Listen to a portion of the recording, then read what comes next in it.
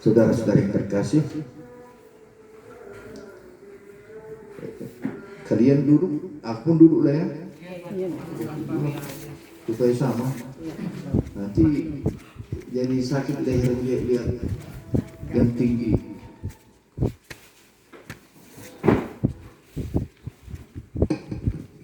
Dari dulu bahkan sampai sekarang banyak orang bertanya sekitar kematian. Orang bertanya setelah manusia itu mati, meninggal, kemana? Kemarin saya mengikuti acara misa requiem dari leluhur kita. Ada juga dalam kata-kata bertanya, apakah bruder ini masih tetap di tengah-tengah kita atau pergi kemana? Maka tak habis-habisnya jawaban untuk menjawab pertanyaan orang tentang bagaimana hidup seorang yang telah meninggal. Maka banyak orang berpikiran bahwa kalau sudah meninggal itu ya sudahlah, habis semuanya.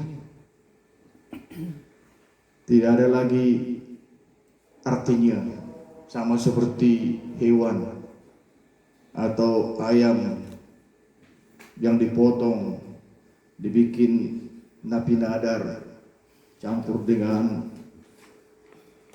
makanan serabi, udah selesai, enak, habis. Dan juga ada orang yang berkata bahwa seorang yang meninggal itu tidak seluruhnya mati, hanya berubah bentuk. Mungkin dia di awang-awang akan datang lagi dalam bentuk yang baru ke rumahnya dulu. Rumah keluarganya berganti-ganti datang. Kadang-kadang di Brastagi, kadang-kadang di perumahan Asoka, kadang-kadang belanja ke Pajak Melati. Teruslah mengembara. Makanya ada budaya itu, kalau orang meninggal itu dibawa keliling-keliling dulu. Mungkin di sini nggak ada, keliling-keliling dulu, bahkan sampai 7 kali supaya tidak tahu lagi dia pulang. Kalau pernah mendengar adat bahwa ada dibawa keliling-keliling dia supaya jangan datang lagi ke rumah karena mengganggu roh-roh yang telah meninggal. Dan ada juga yang beranggapan supaya pergi ke laut.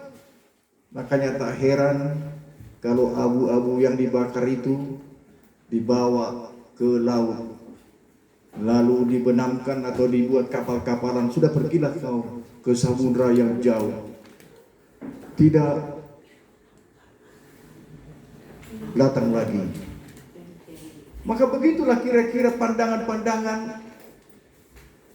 Karena pertanyaan-pertanyaan yang demikianlah, baik murid-murid Tuhan maupun orang-orang yang sudah dipanggil oleh Allah bertanya-tanya tentang bagaimana kematian itu.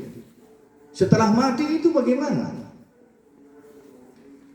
Kalau kita memperhatikan tulisan-tulisan dalam perjanjian baru dari surat Rasul Paulus, tulisan para rasul, bahkan wahyu, mengungkapkan bahwa kematian itu hanyalah suatu babakan hidup baru. Karena Kristus sendiri telah mengatakannya. Maka kalau kita tadi mendengarkan tema dari perayaan kita, khususnya bacaan pertama dan Injil, mau diungkapkan bahwa kematian itu sesuai dengan adat Kristiani adalah suatu pengalihan hidup dari hidup duniawi. Karena Yesus berkata bahwa kita semua itu kembali. Aku pergi ke rumah Bapa, mempersiapkan tempat, dan ada saatnya kamu nanti akan bersama dengan aku, dengan perantaran aku, kembali ke rumah Bapa. Jadi kematian sebetulnya bukan kebinasaan, kematian bukan mengatakan kehampaan, tetapi kematian adalah suatu lanjutan kehidupan. Makanya tema dari pertemuan perayaan kita ini bahwa Allah sumber dari tujuan segala hidup kita, dan kematian itu tidak memisahkan kita dari orang-orang yang telah meninggal. Karenanya gereja kita juga selalu 2 November merayakan misa arwah. Itu suatu bukti dari ajaran kita bahwa kematian itu bukan memisahkan kita, tetapi justru menyatukan kita, mengawaskan kita akan kehidupan yang akan datang. Maka memang benar bahwa kehilangan karena kematian sangat menyakitkan. Kalau kita merayakan 100 hari kepergian dari Bapak Tetap Ricardo Ginting, saya kira sedih. Sedangkan masih hidup pun waktu penerimaan perminyakan suci sudah sedih kita. Kemudian meninggal, saya tidak bisa hadir. Saya juga merasa sedih. Pasti juga keluarga merasa sedih. Lalu kita berangkatkan orang tua kita Tetap Ricardo Ginting ini penuh dengan air mata dan kerinduan. Hari ini misa arwah 100 hari seolah-olah memancing perasaan rindu dan kesedihan. Ditambah lagi peristiwa-peristiwa di mana keluarga kita tabrakan lagi di Amerika. Tambah lagi sedih, gak diizinkan pula yang pandai buat serabi ini pergi ke Amerika. Sedih. Dan banyak lagi kesedihan-kesedihan. Kalau kesedihan itu membuat kita takut, seolah-olah kematian itu memisahkan. Makanya bruder yang meninggal itu tak mau berpisah dengan kakinya. Itulah dia membawa meninggal dia. Sebelum menjalar penyakitnya, disuruh datang kepada saya. Lalu saya katakan, bruder, tumitmu saja yang dipotong. Lalu selamatlah, aku di bawah lutut. Sudah sampai lutut. Lalu saya jalan berlari-lari seperti yang hebat. Tapi dia takut berpisah dengan kakinya.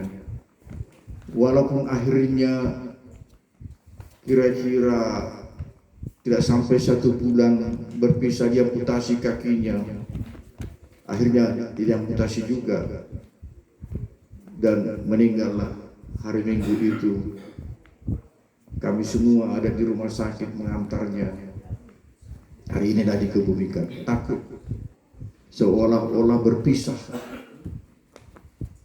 Kalau selalu saya katakan, memang kehilangan itu sakit. Kehilangan uang saja sudah sakit. Kehilangan barang sakit. Apalagi kehilangan suami yang sudah berpuluh tahun sama ya nanti sakit itu. Apalagi di sana kehilangan istrinya, di luar negeri sakit itu. Saya juga kehilangan kaki, sakit.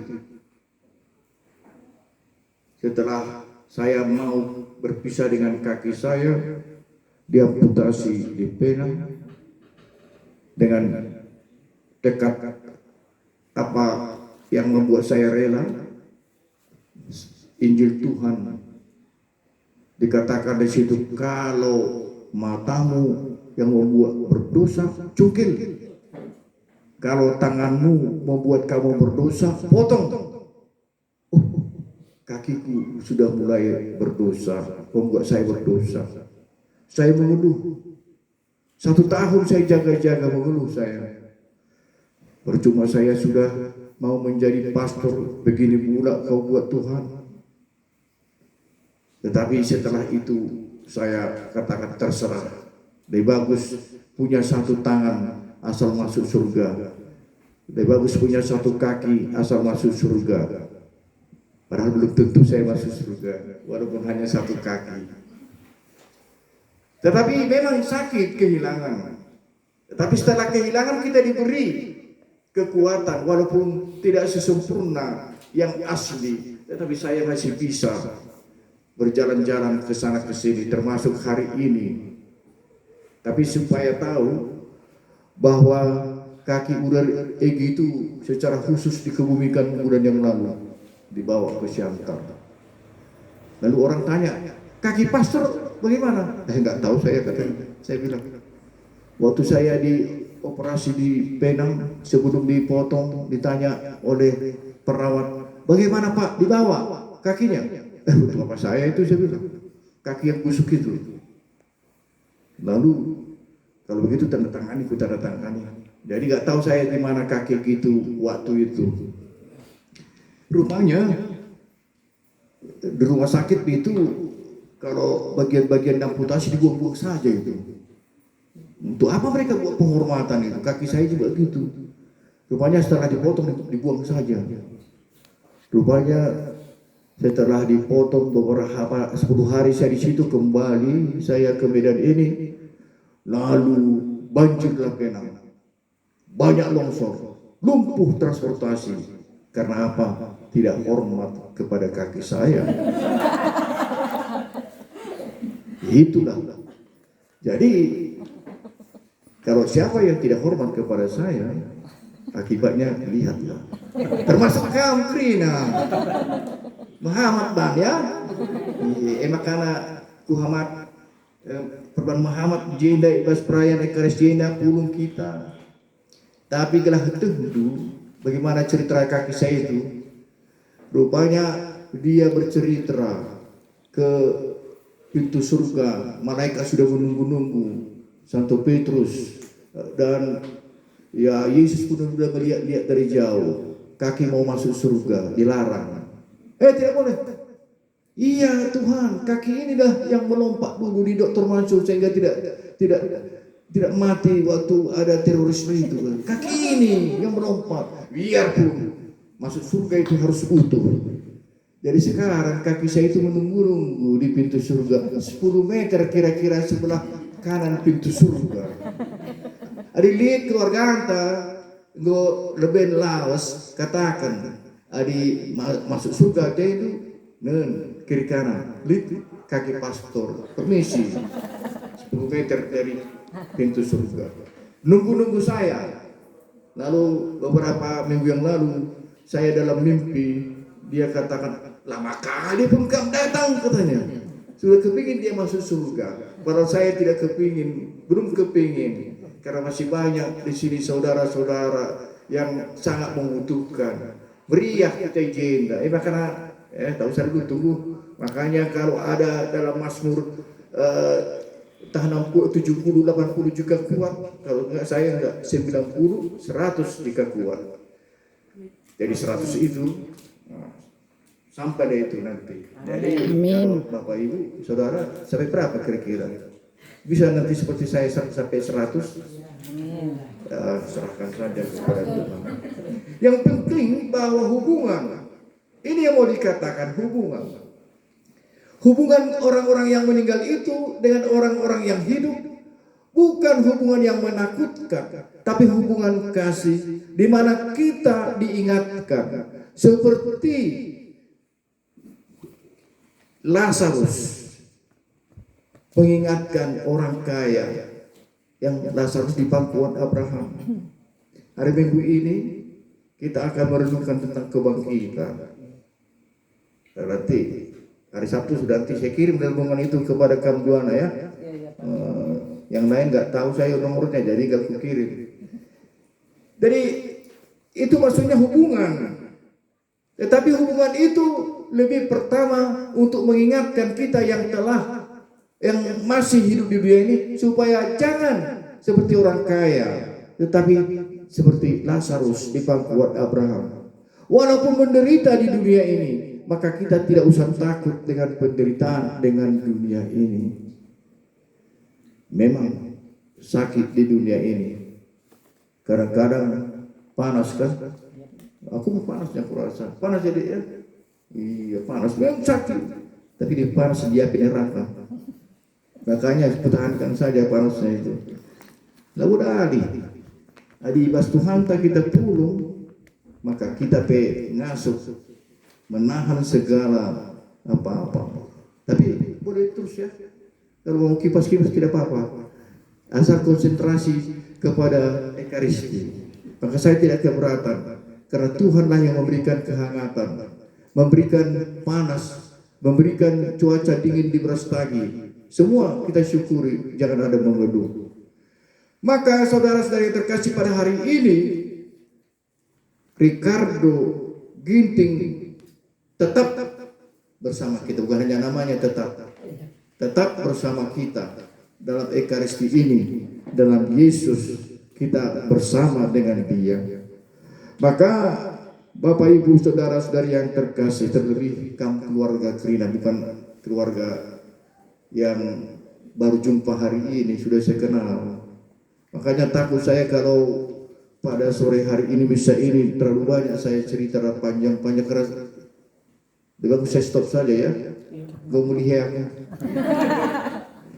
Jadi yang penting Bapak tetap Ricardo Ginting itu sudah bahagia. Saya tahu bahwa dia selama saya di Brastagi semangat untuk gereja, semangat untuk perpulungan, semangat untuk stasi Brastagi dulu, bahkan sampai paroki. Semoga dia mendoakan kita bersama para malaikat di surga, sehat-sehat kita semua. Mulai saat ini diberkati Tuhan karena doa-doa dari Bapak tetap Ricardo Ginting. Amin.